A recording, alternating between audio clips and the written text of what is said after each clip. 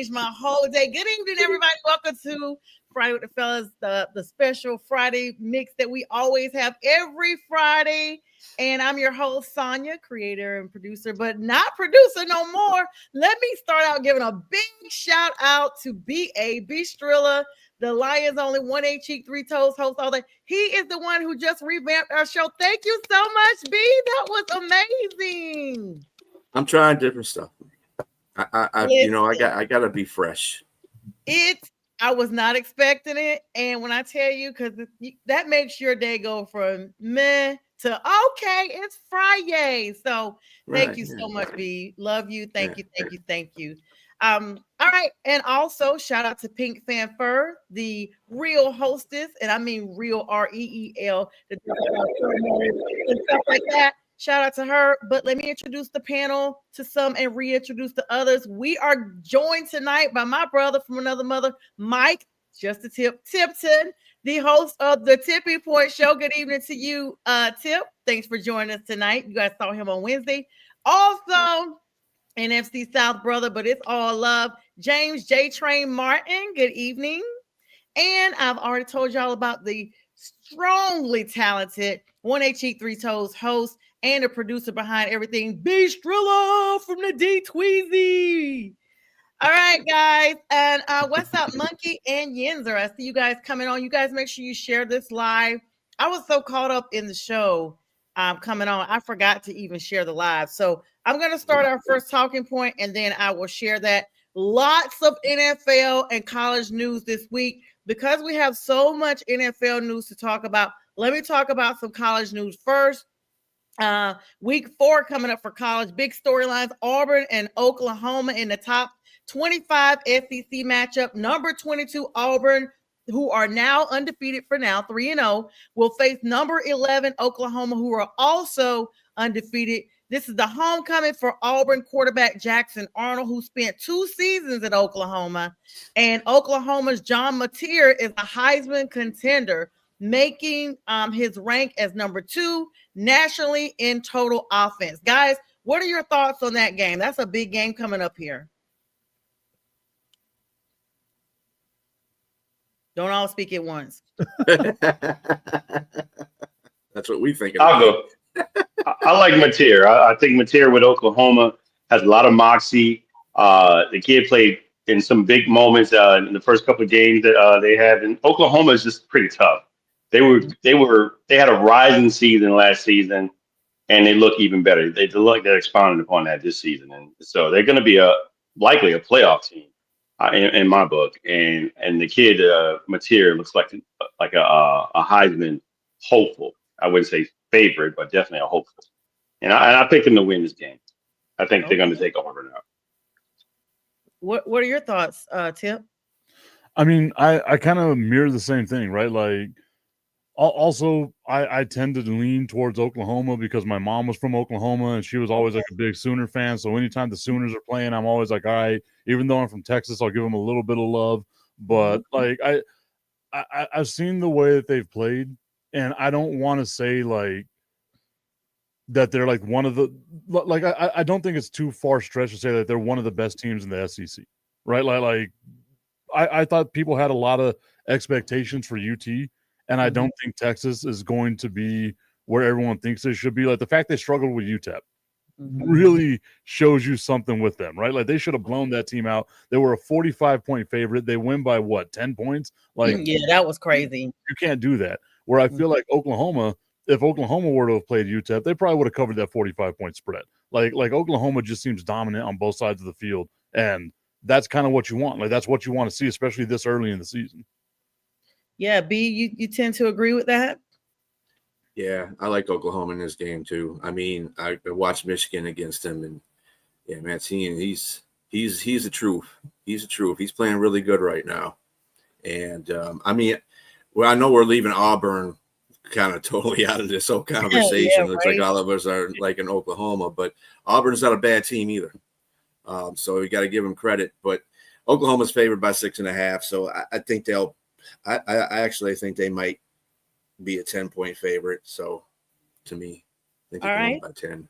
I actually agree too. The consensus is big here. Yenza says D, y'all get starstruck or something. Speak the F up, whatever, Yenza. Let's move on to the next game. The other big game, Florida versus Miami. Number 4, another undefeated team, Miami 3-0. Host struggling Florida. They are 1-2 right now, guys. The Hurricanes are looking to continue their strong start to the season, while the Gators are coming off of a 5-turnover game. That was ugly, y'all. Carson Beck, you guys remember him from UGA. He's now in the South. And I mean, Miami, that's still a shocker to me to equivalate him with being quarterback in Miami. But he's been highly efficient, leading the nation with a 79.3 completion rate. What are you guys' thoughts on that game? I mean, I think Miami is going to dominate this game, right? Like we've seen Florida and they're not good. Like the fact they lost to USF, right? Like, I mean, that says everything you need. And if you're one of the people that believes in like the transitive property, Miami beat USF by 39 points, I want to say. Like they dominated. Yeah.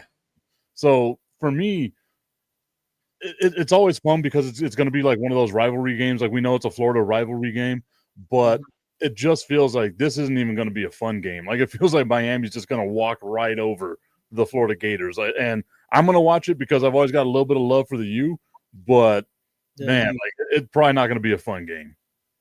I don't know, Tip. You said that you're an USF got whipped by Miami and the opposite for Florida. But just like Miami, like the movie back in the 90s, Any Given Sunday. Except they're not playing on Sunday, they're playing on Saturday. But with that said, I think Florida might play a little closer. I mean, give credit. Look, LSU had hard times, even though they were struggling. They were dominant on defense. Their offense wasn't all that great, and they've been having some issues all season with their offense. But Florida's front seven is not they're not underrated. They're actually pretty. Some of those guys are going to be playing in the NFL at the next level. So if they can get pressure on Carson Beck, it might be a closer game, and I think they may. And Carson Beck, I've seen him in Georgia. He can play when he wants to play, but he also has a tendency like to get a little streaky as well. And so I think it's going to be a little closer, but I'm going to lean like you. I'm going to go with Miami and pick them because Miami's dominant, but I don't think it's going to be a dominant game. And I think the coach is going to curb those. I mean, interceptions. LSU's defense is a lot better than what it was last year, and they just dominate. And the guy, I think he just gave up at the end of the game. I mean, three of those interceptions I watched the game were like real interceptions, and a couple of them were just like, wow, he just let it go, They trying to win the game. 5 is a lot. B, what do you think? I think Florida's going to see Miami and do this. Yeah, I mean, is there like this is the Gators? Like, is it too early to press the panic button on them? No, it's about the right time. Yeah, because they get eliminated real quick. Like, it's not like the NFL. Like, okay, it's only week 2 or 3. Those early weeks set the tone. What you think, Tip? I see you nodding. Yes. I agree, right? Like, it's bad enough you get a 2-loss team in the college football playoff now. Like, we all know Notre Dame, they're going to get in because, sure, you have 2 losses, but they're 2 good-looking losses, if you want to call it that way, and then they can win the rest of this week schedule that they have. But for Florida, like, I can't see them getting 3 losses and being a call like in the playoff. Like I just can't see it happening at all. And like I got to check out what the remainder of their schedule is. But it like I know they got Texas after this, so it could be legitimately 4 losses. And man, like again, this is why I hate preseason rankings because everyone came in here thinking that Florida was going to be all right, and like having DJ Lagway and like all these like it's not working out for him. Like this is going to be a year you can just punt on Florida. What you think, J Train? Is there any comeback for this team, or is pretty much just a wrap? I don't know. I mean, some of these teams in SEC, like the big bad SEC. I love SEC, and I pride myself on speaking on SEC. But it doesn't look all that hot this year as far as like a full dominant. They kind of look a little cupcake-ish this year, and so I might give Florida a little, give them a little leeway. Trust me, I'm by no means a Florida fan. I'm just trying to be objective here. And I think they may have an opportunity to bounce back a little bit. But yeah, the coach's job is on the line. So I think they're going to play for him and try to play a little bit better than what they had because it wasn't a dominant score. The score didn't. It wasn't indicative of how bad the game looked. They still were close. I mean, 2010, the last game they played. So I think they have opportunities. I don't think they're going to win this game, but I think they're going to play it close. Okay, everybody pretty much agree with that. All right, let's talk about the next. It'll be close. It's not going to be close. No. Yeah. That's just James. That's just James trying to make his LSU team. He wants for it to be good because then it makes that LSU win look better. Right. Yeah. Speaking of like looking better, Illinois versus Indiana. This is the second time in their team's history that both of them are actually ranked to be able to face off. Number 9, Illinois, who are also undefeated 3-0, and Indiana, number 19, are both looking to prove themselves in the Big Ten showdown. Now that's going to be all eyes on that game because that's, like they said, that's one of those games that does not even happen that often. Yeah, Illinois is a pretty good team. Obviously, they're ranking at number 9, but Indiana, man, and I know the teams they played aren't exactly the highlights of college football, but at the same time, they destroyed these teams. I mean, just destroyed them, and that's what you're supposed to do to teams that are lesser than you are. And seeing that means they're standing on business right now, and I do think they're going to give Illinois a hard time. And I think they're going to win this game. I think Illinois is not going to expect this Indiana team.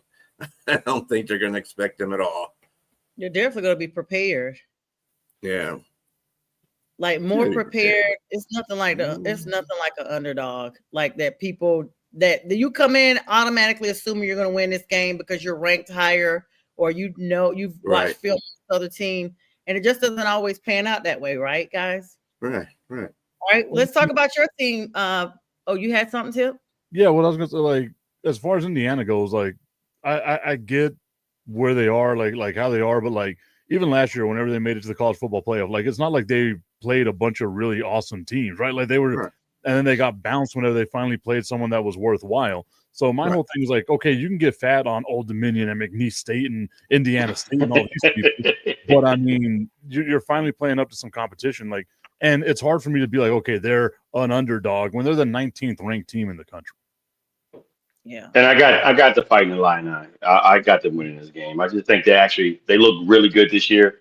And Indiana was good last year, like you said. They had good defense until they came up against Ohio State. And Ohio State just gave them the business. They put them right in their place.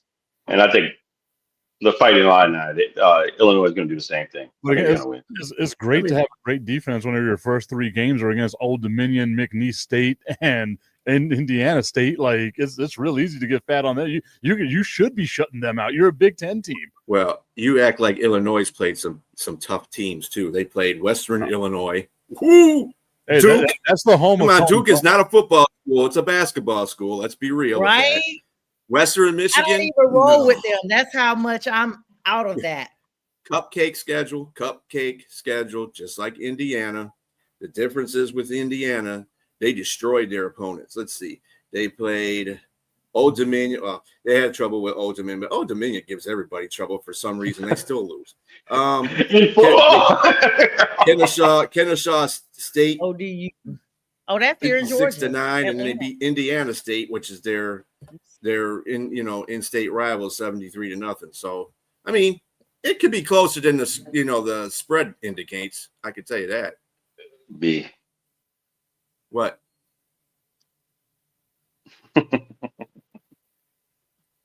It's a no. It's a no. What? You don't believe it? I thought J Train was saying something. I was like, is he saying that it's a no? That's definitely no. Yeah, I mean, Old Dominion. I mean, you're right. Both teams. We'll see how both teams do when they play. We might have to put a little wager on this one. What's up, Tommy? All right. Let's move on to your team, B. Michigan versus Nebraska. Unbeaten Nebraska 3-0, looking to end a 9-year losing streak against top 25 teams when they host the number 21 Michigan, who are 2-1. Yeah. In order for Nebraska to get some recognition, because they are a pretty good team. Keith has talked about this, Keith Engel, on his college show. And, in our shows, he's talking about, how Nebraska, this is a game that they need to prove themselves. They played Houston. How many guys did they played here? They played Houston and beat the Tar Nations out of them. Let's see. Yeah, they played. They beat Cincinnati 20-17. Wow. And they beat Akron 68-0. Who don't beat Akron 68-0? And Houston, the Baptist. I don't know if I would be so eager to beat the crap out of Baptist schools. But anyway, 59-7, they beat them. Let's not take no sympathy. Look how UGA did TCU, and that was a Christian school. Yeah. So Michigan will be a test for them. I think that Michigan coming off their big win last week against Central Michigan, 63-3. They're supposed to go in there and spank that behind, and that's what they did. I want to see if Bryce Underwood, if he's going to be the guy in this game again. He needs to perform. This is actually a game that me and Keith kind of agreed that they might lose. Michigan, that is, because Nebraska is a good team. We'll see, though. We'll see. Like I said, Nebraska's played some cupcake teams too, but we'll see. I do think that it's going to be a close game too, as well. It's Big Ten, Nebraska. Nebraska's always tough. It doesn't make a difference what conference they're in anymore. You guys, what you guys think about the Huskers? Tip. You out there by them, not far from them. How close you think El Paso, Texas is to Nebraska? Like that? El Paso, thinking about different part of Texas. Yeah, it's not like just regular Texas. It's Mexico, baby. I'm thinking about it. Maybe I am closer to Nebraska than I am to Houston, because I am closer to Kansas City than I am to Houston. So maybe there's something there, but maybe you're right. Maybe I am close to them, but there's like 4 states between us. Nonetheless, I don't know, man. Like, well, you're closer than we are. We're all on the East Coast, so that's what I meant. She means you're west. I mean, we know it's Midwest, but you're west, sir. You're Central Time, buddy. Central Time. I'm Mountain Time. I'm not even Mountain Time. There you go, Mountain Time. Yeah. That's right. You're Mountain Time. Lying. I mean, I feel like Nebraska over the last 20 plus years has been a team that everyone's like, man, this might be the year that they can like get over the hump. This could be it. And it seems like they always let us down. And that's not me like hating on Nebraska fans or anything like that. It's just that's the space that Nebraska's been occupying for quite some time, right? So until I can see it, it's hard for me to believe it. And we've seen Michigan be super successful recently, right? Now, granted, new coach, new all this and that, but I will always take history and things like that before I do anything. And Nebraska's recent history ain't something that I would write home. I think their last national championship was about the same time as the Cowboys' last championship, right? Like it kind of feels that way. 95, yeah, I think. Yeah, it was 97, wasn't it? No, I think what year did Tommy Frazier? They won back to back. I think Tommy Frazier was it 94, 95. Oh yeah. Yeah, and because Florida won 96, I think. Yeah, with Danny Warfel. I do think that I might, like, now that I'm thinking it out, like talking it out, I think I might actually be closer to Nebraska than I am to the other side of Texas. So I got to like try to figure this out right now. Yeah, I told you. See, I mean, I know a little bit. Like 5 states anyway, right there. I know a little bit about geography. All right, well, we soon need to move on from the Sooners and from Nebraska and from all these college teams. Let's talk about some injuries real quick that have gone down. South Carolina's quarterback, Lenore Sellers, went down with a suspected concussion last week. So he's questionable for their number 23 matchup against Missouri. Arch Manning, y'all always been talking about him, ready to get him into the league. The Texas quarterback has been struggling, and this has been a big topic of discussion. Even Joe Klatt weighed in on this, talking about he's not playing thorough, and he's also playing through an injury, but he's just off. Like his first 3 games, he's just been off. J-Train, I want to get your opinion on this because this is the projected creme de la creme landing spot for Mr. Manning when he comes into the league. Is that the Saints have shown some interest? Stop. That's straight up gossip because that means the Saints got to be last. So there's a couple teams, and I'm gonna tell you right now, sis, that I promise you, it just asking. I'm gonna tell you right now that the Panthers and the Saints have swapped spots in the rankings. Oh, so the Panthers are last right now, and so if anybody's gonna pick Arch, it may. I mean, but nobody's picking Arch. Let me get that straight. Right. First, I said this before. He fallen Arch.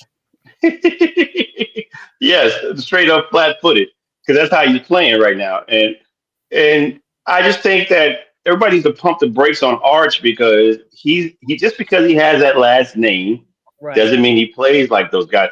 Look, Peyton Manning was the creme de la creme in Tennessee, but he couldn't win the big games. Mm-hmm. I mean, that was his knock. He went to Indianapolis. He had a terrible, okay rookie season, but he threw a whole bunch of interceptions, and it took time for him to grow, continue to be who he is. I think everybody should just pump the brakes and allow this kid to be him. Stop doing the commercials because you're not there yet. They've had him on the commercials on the first game. So I think he really needs to just focus on football and focus on trying to win the next game because he played pretty bad against that team. What team? Who was they played? UTEP. Oh, yeah, sorry. Yeah, UTEP. And for UTEP, that's a win. Mm-hmm. That's actually a win, playing that close to Texas. And that's not good. That's not. I'm pretty sure the investors and the alumni and everybody else, boosters, are probably like, "What the F was that?" Like Yin just says, F apostrophe CK. And thank you, Yinzer is one of our frequent guests. He has an invite to the living room at any time because he shows a lot of etiquette. Thank you so much for that. What's up, C915? Yinzer knows about the profanity, and I appreciate that he uses the extra measures to censor himself, to type those extra characters to make sure that the comments don't pop up. That is awesome, Yinzer. You are all right with me. So I looked it up on the map. Mm-hmm. El Paso to the other side, to get to the Louisiana border, 14 hours and 21-minute drive. Okay. El Paso to Lincoln, Nebraska, 15 hours on the dot. So there's 40 minutes between the two of them. But guess what? You can make up 40 minutes with good traffic. Oh, no, I know that. And I got a fast car, so I mean, he's just saying it's 6-1, half dozen another is what he's saying. Mm-hmm. It's just they're close. On top of that, you're really going to cost a flat top because all those states that you're going to pass to get to Nebraska are plains. So there's no mountains really at all to speak about. So we saw Tip's Happy Nuts commercial with him driving his car. I've seen it with the top off. Maybe it's not about Happy Nuts. Maybe he's talking about cleaning the car. His little sponsor out there. Yeah, I was just driving around topless. Is what I do. He does all these commercials. And bottomless. Right? All right. So Colorado is getting a live buffalo mascot. Deanna ran out, y'all. Deanna got them a real mascot, Ralphie the 7th. So I don't know where the other Ralphies are coming from, but this Ralphie is large and in charge and alive. He's going to be coming out this weekend against their game versus Wyoming. Talk about the Wild Wild West. So kudos to him. Let's move over to our favorite topic, guys. The NFL. I don't know how you could passe over that. I mean, I do. This guy's bringing out a wild animal. Dan Campbell wants to bring out a lion, an actual lion. Oh my God. Do you know how wrong that is, even to bring a bison out there or a buffalo out there? Oh my God. Well, that's not what's wrong, D. That's not what's wrong. What's wrong is, where did number 6 go? I mean, did he go to Ted Montana's grill? I mean, was Was he skewered? I mean, what happened to him, man? So I did some research here. Ralphie the Sixth retired on August 26th. Yeah, he retired all right. He retired all right. Somebody's enjoying their bison burgers right now. Somebody's enjoying a bison burger. Yeah, I never saw a live bison on those games. Have you guys seen these bison? Exactly, sis. Exactly. It's out where they belong, though. Yeah. Oh, give me a home where the buffaloes roam. That's where they been. Buffaloes will charge you behind. But that's the thing. Like, so I think I've seen like multiple times a live buffalo for like their mascot, right? Just like Texas has Bevo and like all that. I always felt like that was a normal thing for them. Yeah. Speaking of Buffaloes, great way to segue into our NFL talk. The Buffalo Bills, in my Lil Wayne voice, I don't tip, I pay bills. Call me Buffalo. With myself there. It's one of my favorite lyrics. So go and get your money, little duffel bag, boy. So the Buffalo Bills looked like they were not going to pull this win out. I was concerned. Miami, you know, it's always those rivalries. The fans came to swim, okay? And that game was super tight at the very end. I don't even think they hit the point spread. And I actually watched so it was on Prime last night. It was already going when I got home. So I was able to start it. I love how they ask you, do you want to watch live or do you want to watch, you know, with key plays and all that stuff? Well, for me, I want to watch live and I stay off of social media and stuff so that I don't see the score. I don't get no alerts, none of that stuff anymore. And so super excited that the Bills pull it up. I mean, Josh Allen is the man with the plan. I mean, the big plays last night, but it ended up being a bigger score than what people thought. Because at first, you know, it was really just a score. They, at the end, looks like they just pretty much, I know they're not the same monkey, but they're cousins, okay? Monkey, they both taste delicious. Monkey is a rancher. Monkey is a rancher, and he wants everyone to know it. So what you guys think about the game last night? I mean, A-Chain was off the chain. And don't worry, one of the reporters was able to do a dig on Tyreek Hill towards the end as well. You know what? I want to talk about that because I saw that coming back from commercial. I knew it. Like they just played music and they come back from commercial. And the first thing they do is like, Tyreek Hill has been in the news recently due to domestic violence disputes and this and that. Like it wasn't even like welcome back to the game. It was Tyreek Hill's in trouble. And I'm like, that's a weird way to come back, like welcome fans back to the game. She couldn't wait. And it's 8 different instances with his estranged wife. But I mean, it feels like deja vu. This feels like we had the same conversation last year. Seriously. I'm just like, you're either going to leave him or you're not at this point. 8 times is a lot. And I'm saying that as a female. And my thing comes down to this is like a habit, right? I feel like we've gone at least every year that Tyreek Hill's been in Miami and a couple of years in Kansas City where it's been something where he's in the news for something stupid, right? Like, and it's normally something of his fault. And for me, it's just like, when does the upside of having Tyreek Hill become too much of a burden, right? Because he ain't the dude that he was whenever Miami was scoring 70 points on Denver. Like he's slowed down. He's not getting the targets. I think Al Michael said yesterday in like the fourth quarter, Tyreek Hill's having a big game. He's got 5 receptions for 46 yards. I heard it and I was like, is that big? Yeah. That just shows you what the Miami Dolphins offense has become over the last couple of years. Like they're in trouble. The Giants can go 0-3, and at least you know the Giants have a future with Jackson Dart and Malik Neighbors and like all that, right? The Dolphins are 0-3, and you got like, oh, what the hell are we going to do for the future? Because you got a ton of money tied up in Tua. You got a ton of money tied up in Tyreek Hill. You're going to have to pay Jalen Waddle, who's definitely not living up to the standard. He's waddled out, honey. He had a good game last year. The Waddle is done. That was their seventh. That was their 7th straight game for the AFC East rival, and this is their 7th time beating them. They have the streak. Josh Allen had a lot of yards, 213. He blew my fantasy out the water just from that game. 3 tutties, and he also had a rushing touchdown, making him the fastest player in NFL history. Y'all, I got to tell y'all that to reach 300 career total touchdowns. So kudos to him. Give us the applause sound effect, B, if you got that up here. Josh Allen again. Now, I will say that Miami Yeah. played a decent game. That's like you said, it was tight, sis. I think Miami might turn the table a little bit. I think that might be one of their harder games that they're going to play all year. But I mean, they could break even here. Tua I mean, got to that stay they played healthy. a really good Tua game got last to night. stay healthy. J Tua Train has with to the stay positivity. healthy. But I would say every team has to stay healthy because it looks like injuries, like you about to segue into that. Injuries are hitting everybody. So It's I would early say too. they all have to stay. Yeah. That is But poor training before the season starts. Poor conditioning. Well, and I'll say this: like, if you go back the last couple of years, the Miami Dolphins have lost 14 out of their last 17 games against teams that are 500 or better.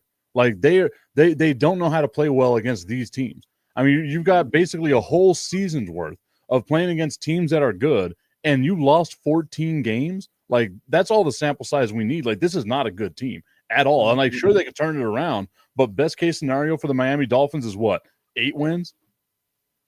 Yeah, If that. 500 probably.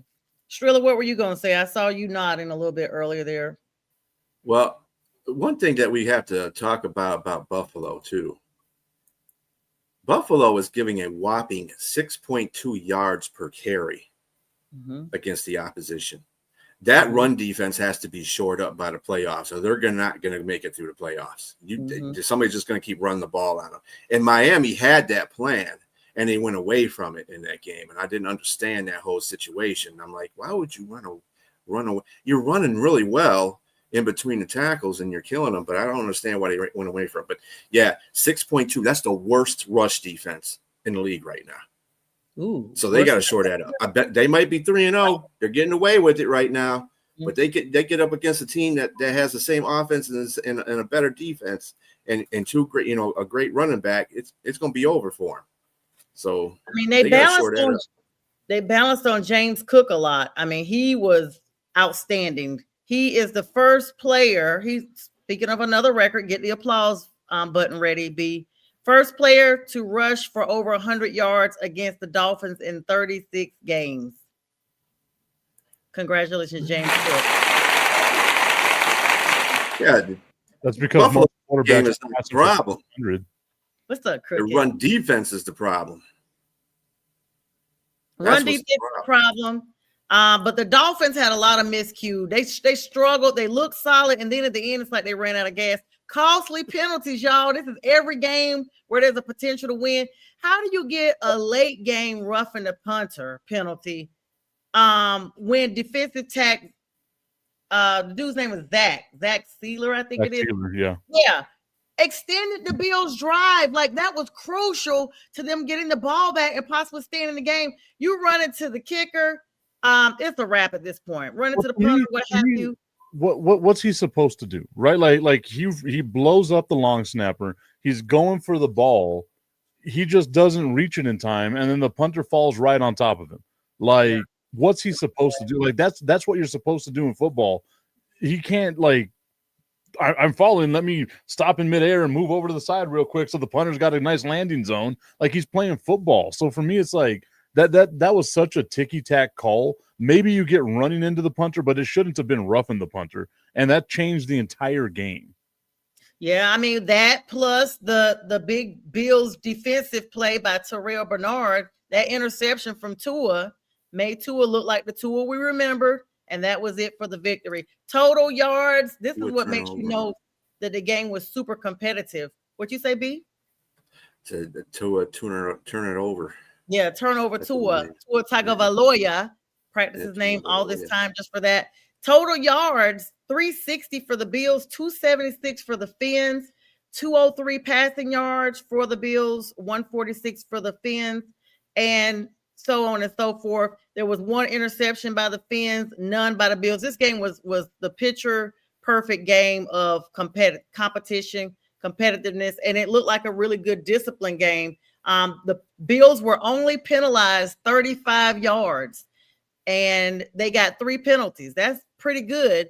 The Fins got 6 penalties for 57 yards. So, like I said, good, clean game, but looks like, kind of like kryptonite to Superman at the end of the day. when it goes down with the Bills marching on for that victory. Other games, I want to just run through the scores for people who've been possibly living under a rock from last Sunday since we last met. The Rams beat the Titans 33-19.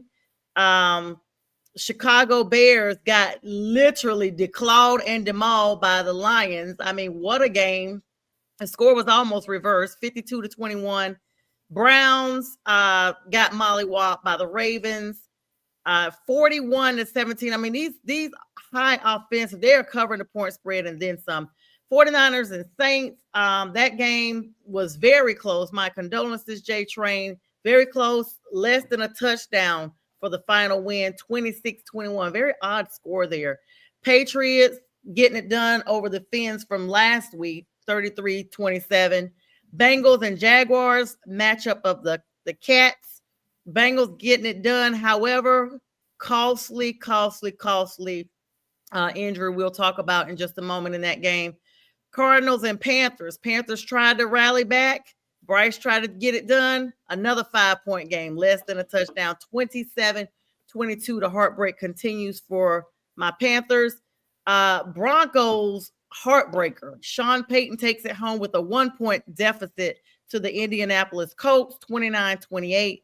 Cowboys in another beautiful game. That game was exciting to the end. 40-37 overtime. Cowboys lassoing the Giants. They brought a big enough lasso. Overtime in an NFC East matchup. And the Steelers-Seahawks game, I don't even think the Steelers showed up. Where was Aaron Rodgers? 31-17, while the Houston Texans lost their own heartbreaker to the Tampa Bay Buccaneers in Monday Night Football, 20-19. Time just ran out. I watched that game. Time just ran out. And so, guys, brief comments over some of those games here that I ran through. The Dallas Cowboys still terrify me. I don't think they're a good team. I think they just, you struggle against the Giants that way, and I get it. That's Russell Wilson's bread and butter, but the Dallas Cowboys look real suspect to me. I thought they'd be a fringe playoff team, but if they keep playing like that, if they struggle against the Bears, who just got the you-know-what kicked out of them, 52-20, if the Cowboys struggle against that team, I am going to have a meltdown. We gotta have you back on when it happens, Tim. We're gonna save a spot. Tip will be back for sure, guys. He's gonna be a regular to take the hits like all the rest of us do. Next week I can't. I have a soccer game next Friday. Oh, don't worry, you can call it on location. Call in from your car. Pre-tape you. Seconds, because we got some games coming up. Now, did anybody else have any comments before I talk about these injuries that just wrapped in? Strilla, J-Train, Strilla, I know you're celebrating, so you know. I'm gonna we've had this show when we do Wednesday show, and I was kind of heated about the whole offensive defensive thing that was being the narrative that was set for the Lions. Well, you can suck it, okay, because it doesn't make a difference. Yeah. All right. They put up 52 points on a team. I mean, yeah, Chicago's not playing their best football. Yeah, granted. They were painting nails on the side. But it was like a college game. You're supposed to beat the usually poking the bear is the problem, but somebody poked the lion. Yeah. Lions and tigers and bears. Oh my. Okay, well, we'll see because we'll talk about those upcoming games. J-Train, any comments on the Saints game versus the 49ers?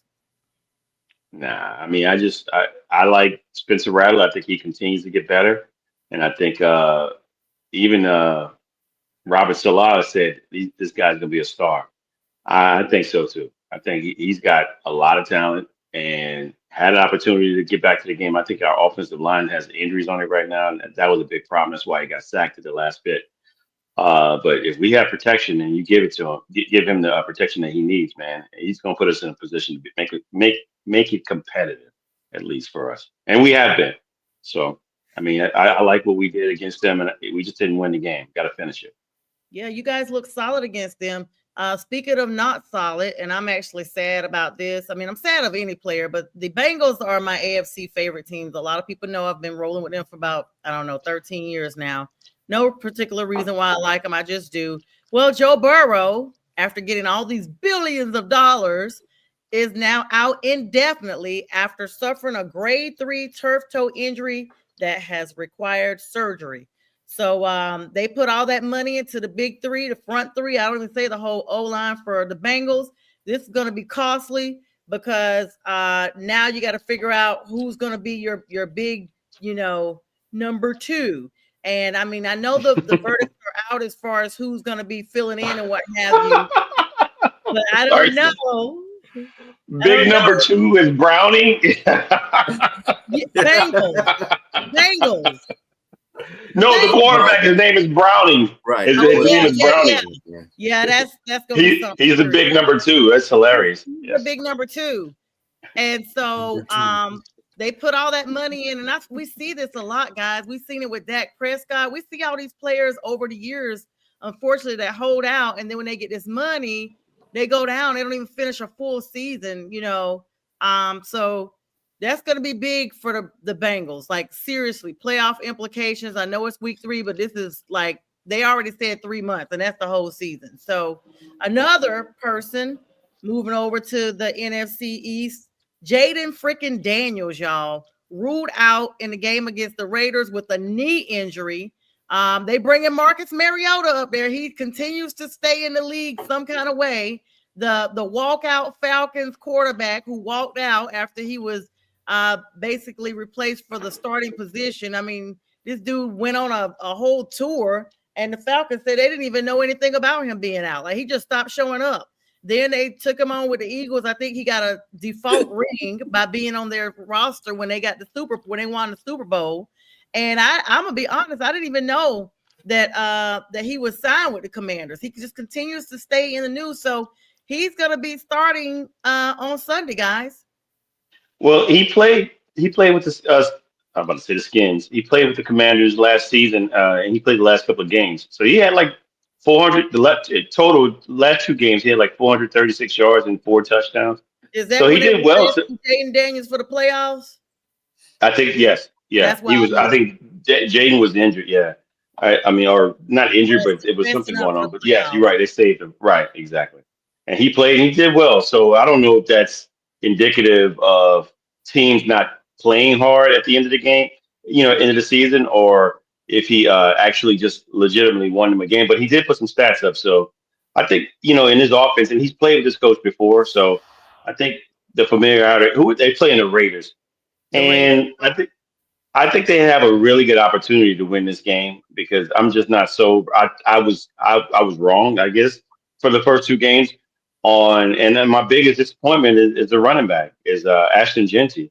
Yeah, and he just doesn't look good. I mean, this is a guy that didn't run a 40, didn't do the jump, he didn't do the not the jump, and so his measurables weren't even put on display. Now he played in maybe a cupcake division too, to where he can put all those yards up. But when he got up to Penn State, they shut him down.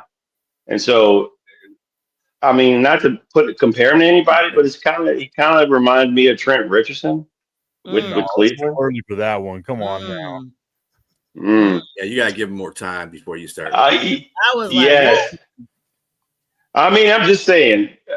There's no pop, no nothing, no burst, no. I don't see anything when I watch him to say that. Okay, when LaDainian came out, he had a bad team, but LaDainian popped. When Barry Sanders came out, and both these guys were comparable in college with their numbers. Barry Sanders popped, and he wasn't on a good team either. And so I'm just saying, I'm concerned, but I hope it continues to improve and get better. I want to see the kids succeed, but it just doesn't look like it right now. As far as like the Jaden Daniels injury goes and having like Marcus Mariota, like this is the perfect game that you want your backup quarterback in, right? Because it's the Raiders. There's no that like you should not struggle at all with the Raiders, but if you're going to, at least you do it with the backup quarterback. Washington should still get the win here. And I kind of agree with you, J-Train, where it's like I'm expecting more out of Ashton Genty. But you also have to remember the Raiders have 2 options. Brock Bowers, and Ashton Genty. And if all you got to do is take those guys out by stacking the box and just beating them up all day, they're not going to be able to be as effective as what you want them to be. Geno Smith, he got undressed against the LA Chargers. And that, like, I think the Chargers have the best defense in the NFL. So it might just be because of that case. Maybe he can do something against Washington. Washington's defense a little suspect, but Washington, if there's a time for your quarterback to miss, it's this specific game. Yeah. And speaking of you, I'm sorry, sis. The two options you just mentioned in Ashton Genty and Brock Bowers, there should be a third. The person that complains about not getting the ball and wanting to get traded is Jacoby Myers. Why aren't you getting out there balling and showing, okay, maybe you can be a trade option or you can be a legitimate option on your team? I don't want to hear about the complaining. I mean, they just got my man just retired. He had too much weight on him anyway, and Amari Cooper. So I mean, so you have an option. You have an opportunity to take right here and just ball out because you did it the past. And Geno Smith is not a bad guy to get you the ball. He's a very accurate quarterback now. And that's what I was going to say. Like, Jacoby Myers dropped a couple of passes too in this game against the Chargers that could have really changed the momentum of the game. So it's not like he's blameless in all this. But if that's your number one receiver, man, you got problems. Like, it's not as bad as what they've got in Kansas City right now. Luckily, they're getting Xavier Worthy back, but it's a bad situation. Jacoby Myers is your number one guy as far as receivers go. I don't think it's bad as Kansas. I think Kansas City's actually better situation than the Raiders are right now. But in Xavier Worthy is playing Jenga with toothpicks. Not worthy. He's unworthy. Not worthy. I mean, go ahead, Strilla. I think that what you saw against the Chargers are probably one of the best teams in the AFC right now. Yep. I was about in the NFL. Above that. They shut Vegas. They've been electrocuting everybody. Yeah, they're shutting teams down. Mm-hmm. And so what Mike is talking about, yeah, their defense is like one of the best in the league. So I don't hold that against gigawatts. I don't. 10,000. All right, we're gonna put you in the electric chair, brother. I agree, Strilla.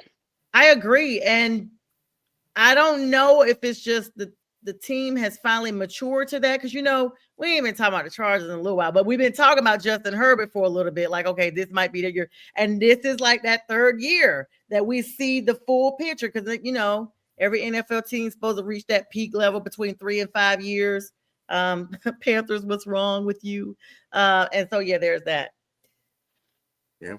Well, I mean, like Jim Harbaugh's got a lot to do with that, right? Like most Jim Harbaugh teams are defensive, run first type teams, right?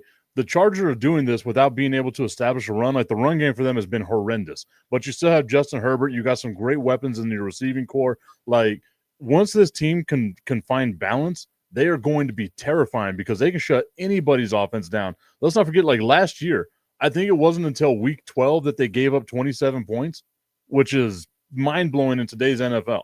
And I think it was only once or twice last season that they've got that high. Like their defense is phenomenal. And that's got to do a lot with like Jim Harbaugh, his style of coaching and stuff like that. But now you add they've got a great quarterback. At least we all think he's a great quarterback. They've got some weapons now. They look to be healthy. The second this team can start running the ball, they are going to be a major problem.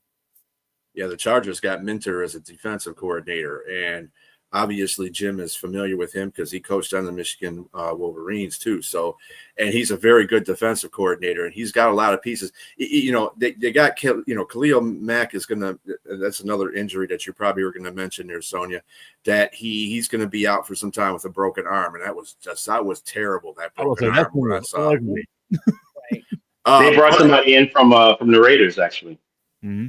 But yeah, a former 2018 former first round draft pick. I don't think that defense is going to miss a step. I really don't.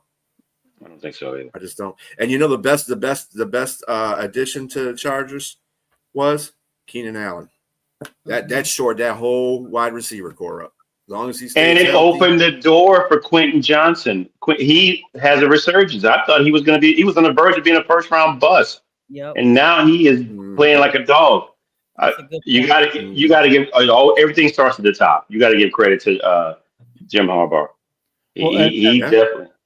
That's the best thing about having Keenan Allen on that team is like he's the veteran receiver there that can like set everybody straight. And you know he's got hands. He's not dropping anything if it gets near his catch radius. He's going to be able to get you first downs when you need first downs. He's not going to be able to take the top off the defense, but that's what you got Quentin Johnson for out there to be able to do that. And like for me, the Chargers they're such a balanced team. Everything about them is good. Their offense is good. Their defense is great. It's early to say this, but like I would not be surprised if we see that team in like the AFC Championship game. Like they're the team that can spoil the Ravens and the Bills' chances at getting to the Super Bowl. I picked them to win their division for sure, and that's saying something because they're in the same division as the Chiefs. Well, I picked Denver to win the division this year because I'm with you. Like I don't think the Chiefs are going to be it this year, but we'll see what happens this weekend with Denver and with the Chargers. Yeah, because you got to look at it like this: the Chargers are one of the few teams that's had to play every one of their division opponents so far. They played Kansas City, beat them. They played the Raiders and beat them. Now they're going to be playing the Broncos at home. So, and the Broncos didn't look very good against Indianapolis. Nope. Especially against the run. They gave up 160 plus yards to Jonathan Taylor. I think they're going to give up 100 plus yards to both the running backs there now, which is the guy from Philadelphia. I mean, not Philadelphia. The Steelers. The Steelers. What's his name? Mr. Firecracker Eye. Oh, Najee Harris. Najee Harris. You knew, right? Najee Harris and Omari and Hampton, the rookie. So I think they're going to ground and pound on that defense and win that game too. And then I saw this like Pro Football Focus, like everything that Pro Football Focus does. Bo Nix right now is the lowest rated quarterback in Pro Football Focus. Yeah, and the crazy thing is, last year I had him on my fantasy, and this year nobody was picking him up, and I was like, let me see why. And it's funny, and it's also you guys actually segued into that. I gotta cover a couple more injuries real quick because we got like 6 minutes left, and then I want to get a chance to do a preview of our next schedule. But yeah, B, go ahead. I saw you had a point. Yeah, just real quick. No, don't worry. Guess who was the passing coordinator for Bo Nix last year?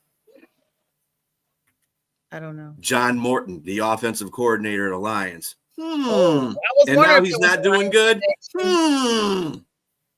Yeah, I was wondering about that. I'm just tired of going through this all the time with people with their narratives. You know what? I'm going to do the same thing with you. You know who the offensive coordinator was for the Philadelphia Eagles last year? Kellen Moore, former offensive coordinator of the Dallas Cowboys. That's our Super Bowl, damn it. All right. So let me get back to a couple more injuries real quick. Justin Fields is out with a concussion sustained in this last matchup. Tyrod Taylor, we get to see him back out there again for the Jets against the Buccaneers. Get ready for the Buccaneers to probably run the scoreboard up on that. I mean, Tyrod Taylor is just dangling in and out the field, literally dangling. So he's out for at least week 2. JJ McCarthy, now this one's big. After having an outstanding performance, y'all. I mean, I was 10 toes down for the Vikings. They looked really good. JJ making big moves, and y'all know he was out last year. So this is the first year we've actually gotten a chance to see him. This is like not even really his rookie year, but it is his rookie year because of last year, him missing time for being injured. Now, this only week 2. We're just getting ready to start week 3. He's out again. This time, an ankle injury. Bro, I don't know what's going to go down with the Vikings. Y'all stole Adam Thielen back from the Panthers to try to help McCarthy out while some of these folks was getting suspensions and whatnot. And now your head, I know, they call them the Vikings. Now he's out. Brock Purdy hurt himself in that New Orleans matchup. He's highly unlikely, but not necessarily completely out against the Cardinals matchup. Kyler Murray this week due to turf toe, and not just turf toe, a shoulder. I don't know, Brock, are we related? I have shoulder and toe issues too. I've had surgery. Like Mac Jones, we get a chance to see Mr. Mac and Cheese coming back in for week number 2. Other players that are out: AJ Terrell for the Falcons, star cornerback, is out with a hamstring injury. Let's just be clear. You know you're gonna get beat anyway. That's why you're out. You're just taking some extra time. AJ Christian Gonzalez for the Patriots. That's a big one. Young cornerback that has been really big for the Patriots. He's questionable with a hamstring injury against their matchup with the Steelers. Joey Porter is out with a hamstring injury. What are y'all doing? What is all these butt injuries? What's up, Pete Fanfur? Gave you a shout out the earlier part of the show. Thanks for joining us. Yes, ma'am. Keep pounding. Alex Highsmith, ankle injury from the Steelers. Kalijah, Cansey is out for the Bucks. The defensive tackle, pec injury. Trayvon Diggs from the Cowboys, foot injury, got lassoed. He's out. Jaden Reed for the Packers, wide receiver, foot and shoulder injury. Tucker Kraft from the Packers, the tight end, is questionable with a knee injury. And Xavier Worthy has been recovering from this shoulder injury, but he's questionable as to whether or not he will play on Sunday. Real briefly, I do want to plug in because we talked about the Chiefs, and then I want to talk about our scores. We literally got to do this really fast. The Kansas City Chiefs are hoping to get better after week 3. They may see the return of Xavier Worthy. We just talked about him. But the Chiefs offense has been struggling, y'all. I mean, they got Rashee Rice that's still suspended. They run around with free Rice shirts on type stuff, like free him from the suspension. And now, they don't know whether or not Worthy's coming back. And even if he is, how much fully recovered is he for the first game back? The Chiefs, last year everybody was talking about them having a dynasty. I like to say dynasty, like Game of Thrones. But I think like the talk we had with the Chargers, those days are behind us. The Chargers are ahead of them in this division right now, and that is very concerning.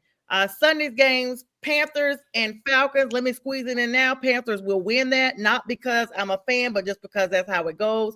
We split with them. Shout out to you, Kevin. I know you are secretly watching. You wouldn't come on. You didn't have the guts to, because you're going to get, beat. And they released Young Wei Koo today. Young Wei Koo. Of course, the Falcons had been having kicker interviews. There was a list that came out of all these people they had interviewing last week. They didn't let him start. And so I knew then, the chicken was out. Sesame chicken, that was out for the door. Green Bay Packers versus Cleveland Browns, Texans, Jags, Bengals, Vikings, Steelers, Patriots. Let me talk about y'all's games. Rams, Eagles, Jets, Bucks, Colts, Titans, Vegas versus Commanders. 405 game, got the Saints and Seattle's. What's your thoughts on that, J-Train? They're in Seattle. They have an opportunity to win, but I don't think they're going to. I picked the Seattle Seahawks to win that game. Never supposed to pick against your team. I don't care if we lose every game. I'm still going to pick Panthers on my thing. But you're an honest fan. You're an honest fan. Well, I'm not just a fan. I'm in some fantasy stuff, and and pick'ems. So I gotta be honest about it.